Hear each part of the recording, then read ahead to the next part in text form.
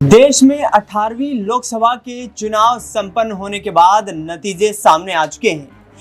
केंद्र की सत्ता में एनडीए गठबंधन ने बहुमत प्राप्त करके एक बार फिर से सरकार बना ली है। लेकिन इस बीच आपको बता दें कि तमाम सहयोगी दल कहीं ना कहीं सरकार के फैसलों से नाखुश नजर आ रहे हैं। जी हां, एनडीए में शामिल तमाम घटक दलों को उनकी इच्छा अनुरूप विभाग या मंत्रालय न मिलने के कारण अब एनडीए में बड़ी फूट भी देखने को मिल सकती है। महाराष्ट्र की राजनीति में कुछ ऐसा ही होता हुआ प्रतीत हो रहा है, क्योंकि सहयोगी दल एकनाथ शिंदे गुट और अजित पवार गुट लगातार यहां बीजेपी की नीतियों की मुखालफत करते हुए नजर आ रहे हैं। महाराष्ट्र की नेताओं में नाराजगी इस कदर है कि जेडीएस के मात्र 2 सांसद होने के कारण एक कैबिनेट मंत्री पद और इसके साथ साथ एक राज्य मंत्री स्वतंत्र प्रभार का यहां पर मंत्रालय मिल जाता है।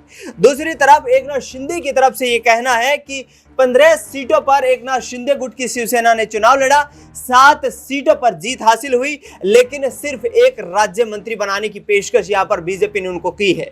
दूसरी तरफ चिराग पासवान की पार्टी, जो कि बिहार में 5 लोकसभा सीटों पर जीत दर्ज करने में कामयाब हुई, उनको एक कैबिनेट मंत्री पद मिल गया, लेकिन एकनाथ शिंदे गुट को कैबिनेट मंत्री देने में यहां पर बीजेपी परहेज करती हुई नजर आई।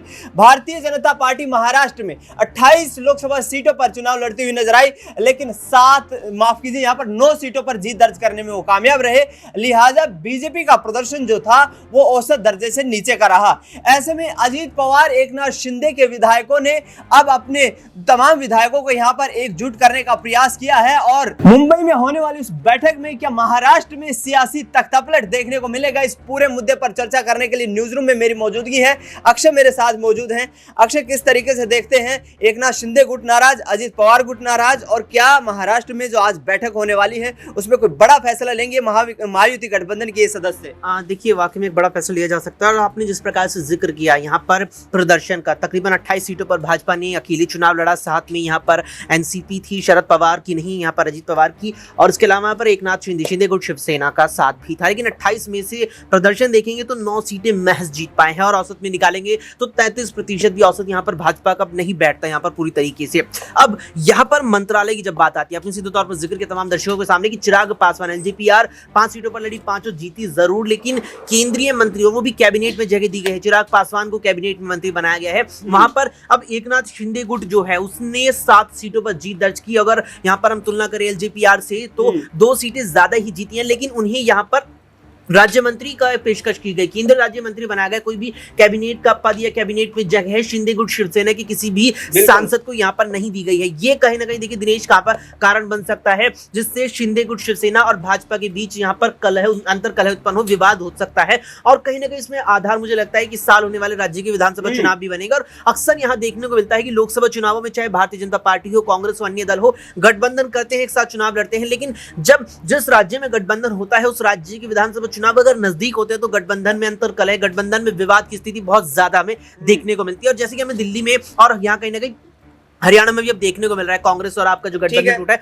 और वही स्थिति अब यहाँ पर शिंदे गुट शिवसेना और भाजपा की नजर आ रही है। हालांकि यहाँ पर एनसीपी की बात की जाए तो थोड़ी स्थिति मुझे अलग नजर आती है, क्योंकि प्रफुल्ल पटेल ने जिस प्रकार से बयान दिया कि हमें यहाँ पर केंद्रीय राज्य मंत्री पद का जो है पेशकश की गई और केंद्रीय राज्य मंत्री बनना मेरे लिए एक डिमोशन की तरह है, ना कि कोई प्रमोशन। और वही कहीं ना कहीं अंतरकलह बन रहा है इस वक्त एनसीपी में। तो एनसीपी को सबसे पहले अगर अपना अंतरकलह है उससे कहीं ना कहीं बाहर आएगी, उसके बाद बीजेपी के साथ यहाँ इंडिया गठबंधन के तहत वार्ता होगी कि कैबिनेट में आप यहाँ पर एक और हमें पद दीजिए या केंद्रीय राज्य मंत्री। लेकिन शिंदे गुट के साथ यहाँ पर जो स्थिति है बीजेपी की वो खराब नजर आ रही है, गठबंधन टूटने की स्थिति पर भी नजर लग रहा है। बिल्कुल, एकनाथ शिंदे यहाँ पर गठबंधन तोड़ने की कोशिश कर सकते हैं, क्योंकि बीजेपी के उन फैसलों से नाराज है। आखिरकार एक कैबिनेट मंत्री पद की मांग की गई थी। अमन जी मेरे साथ मौजूद हैं। सर, किस तरीके से देखते हैं एकनाथ शिंदे की बयानबाजी? उनके तमाम नेता इस तरीके के बयान देते नजर आ रहे हैं कि महाराष्ट्र को तवज्जो नहीं दी गई है कैबिनेट में, तो क्या वाकई में कोई बड़ी बगावत एनडीए गुट में महाराष्ट्र से ही शुरुआत होती हुई नजर आएगी? देखिए, जाहिर सी बात है, क्योंकि शिंदे को लेकर जिस तरह की बातें हो रही है, जिस तरह का बयान वो दे रहे हैं, वो कह रहे हैं कि हमें विपक्ष द्वारा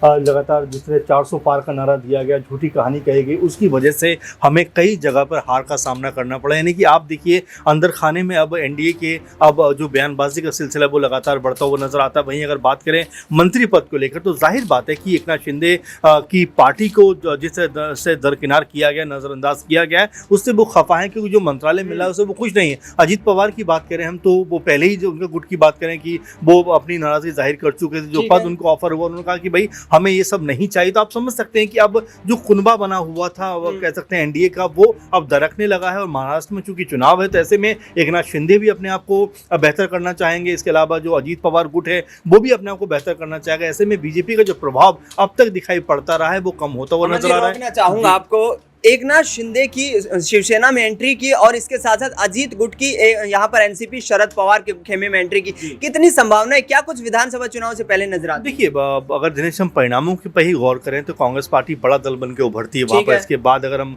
जो है जो शिवसेना है, उद्धव ठाकरे गुट, वो सेकंड नंबर पे दिखाई पड़ता है। इसके अलावा हम देखें बीजेपी भी लगभग उसी पोजीशन पे है। लेकिन जो शिवसेना उद्धव ठाकरे वाले, उसका 9 सीटें जीतना अपने आप में अहम बात हो जाती है।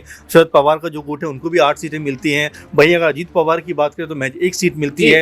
एकनाथ शिंदे को 7 सीटें मिलती है। यानी कि जो दोनों जो दल अलग हुए उनको सीटों में काफ़ी घाटा उठाना पड़ा है। ऐसे में अब हो सकता है आने वाले दिनों में कि राजनीति में कुछ भी संभव है, क्योंकि लगातार ये कहा जा रहा है कि बहुत सारे जो विधायक है वो शरद पवार के कह सकते हैं संपर्क में है, अजीत पवार गुट के। वहीं ये भी कहा जा रहा है कि शिंदे गुट के बहुत सारे लोग उद्धव ठाकरे के संपर्क में बताए जाते हैं। तो ऐसे में राजनीति हो सकता है यहाँ पर पलटती हुई नजर आ जाए, और जो लोग अलग हुए हैं आने वाले दिनों में एक साथ नजर आ सकते हैं। अगर ऐसा होता है तो यहाँ पर बीजेपी को मुझे ऐसा लगता है कि बड़ा झटका लगता हुआ नजर आएगा। महाविकास आघाड़ी गठबंधन की तरफ से देखा जाए तो कांग्रेस पार्टी लोकसभा चुनाव में महाराष्ट्र में सबसे बड़ा राजनीतिक दल उभर करके सामने आई है, और ऐसे में अब सुगबुगाहट ये तेज हो गई है कि आखिरकार इन जो प्रदर्शन रहा है इस तरीके का भारतीय जनता पार्टी का, क्या इसका असर विधानसभा चुनाव में देखने को मिलेगा? नाजमीन मेरे साथ मौजूद है। नाजमीन, किस तरीके से देखती हैं? पहले एकनाथ शिंदे और अजीत पवार अपनी अपनी पार्टियों में तोड़फोड़ करते हैं, बीजेपी के साथ सत्ता का सुख भोगने के लिए जाते हैं, क्या वापसी के दरवाजे अब देख रहे हैं दोनों दल? देखिए बिल्कुल, क्योंकि लोकसभा चुनाव के नतीजे जब सामने आए और जब महाराष्ट्र की बात करें तो कैसे यहाँ पर अजीत पवार सिर्फ 1 सीट पर सीमित नजर आते हैं, कांग्रेस पार्टी यहाँ पर जीत दर्ज करते हुए नजर आती है। शरद पवार की बात करें तो 8 सीटें यहाँ पर वो जीतती उनकी पार्टी देखने को मिलती है। एकनाथ शिंदे की बात करें, उनकी पार्टी 7 सीटों पर सिमट जाती है। लेकिन लड़ाई यहाँ पर ये देखने को मिलती है कि जब कैबिनेट का विस्तार होता है, जब यहाँ पर मंत्रालय बांटे जाते हैं, तो यहाँ पर नाराजगी जाहिर होती है कि कैबिनेट में जगह क्यों नहीं दी जा रही है, क्यों आप हमें स्वतंत्र प्रभार से राज्य मंत्री बना रहे हैं, जिसमें एकनाथ शिंदे के कई सांसद नाराजगी जाहिर करते हुए नजर आते हैं। अजीत पवार गुट की बात करें तो यहाँ पर वो कहते हैं कि यहाँ पर एक की जगह यहाँ पर मिलती हुई नजर आ रही थी, लेकिन वो भी इस ऑफर को ठुकरा देते हैं, ये कहते हुए कि हम राज्य मंत्री नहीं बनेंगे। इस ऑफर को अजीत पवार गुट से ठुकराया जाता है। इसके बाद ये देखा जाता है कि अजीत पवार खुद शरद पवार के संपर्क में नजर आ रहे हैं। अभी भी अजीत पवार को फोन कॉल किए गए हैं। यहाँ पर दावा किया जा रहा है शरद पवार गुट की तरफ से कि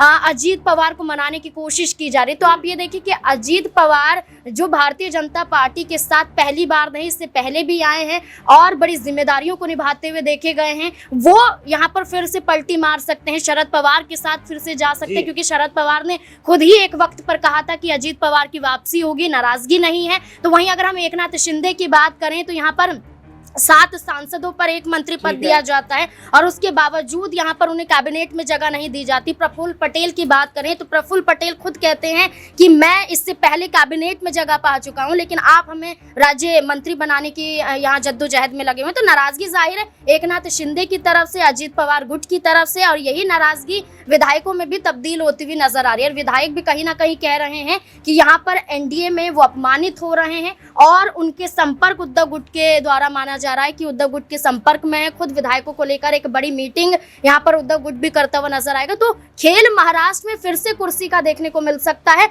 और महाराष्ट्र में ऐसा भी हो सकता है कि एक बार फिर से सरकार बदलती हुई नजर आए। महज 3 महीने बाकी हैं विधानसभा चुनाव में, लेकिन उससे पहले मची है सियासी गहमा गहमी। क्या आगामी दिनों में यहां महाविकास आघाड़ी और महायुति गठबंधन के बीच सियासी तकरार का एक बड़ा कारण बनेगी? क्योंकि जिस तरीके से लगातार मांग की जा रही है कि केंद्रीय कैबिनेट मंत्री न बनाए जाने से एकनाथ शिंदे गुट जो है काफी खफा है। बैठक होने वाली है, बड़ी बैठक होगी, उस बड़ी बैठक में तमाम विधायक मौजूद होंगे, और एकनाथ शिंदे साफ तौर पर यह कहते नजर आ रहे हैं कि भारतीय जनता पार्टी ने जिस तरीके से पूरे महाराष्ट्र में चुनाव प्रचार किया, वो चुनाव प्रचार कहीं ना कहीं नेगेटिव वे में था, यानी कि महाराष्ट्र के लोगों के दिलों में वो चुनाव प्रचार जगह नहीं बना पाया। लिहाजा यहाँ पर महाविकास आघाड़ी गठबंधन और इंडिया गठबंधन को महाराष्ट्र में 30 से अधिक लोकसभा सीटों पर जीत मिलती है। तो देखना यह होगा कि आखिरकार लोकसभा चुनाव के जो नतीजे निकल करके सामने आए हैं, क्या इनका असर विधानसभा चुनाव में देखने को मिलेगा, क्योंकि एनसीपी भी दो फाड़ हो चुकी है और शिवसेना के भी दो टुकड़े हो चुके हैं। क्या विधानसभा चुनाव में राजनीति को साधने के लिए तमाम राजनेता एक बार फिर से एक मंच पर आते हुए नजर आएंगे, और लोकसभा चुनाव के नतीजे क्या बीजेपी के लिए कहीं ना कहीं महाराष्ट्र में निराशा का माहौल तैयार कर रहे हैं। फिलहाल न्यूज रूम से इस खास कार्यक्रम में इतना ही। देश दुनिया की तमाम बड़ी खबरों के लिए आप देखते रहिए SPN 9 न्यूज।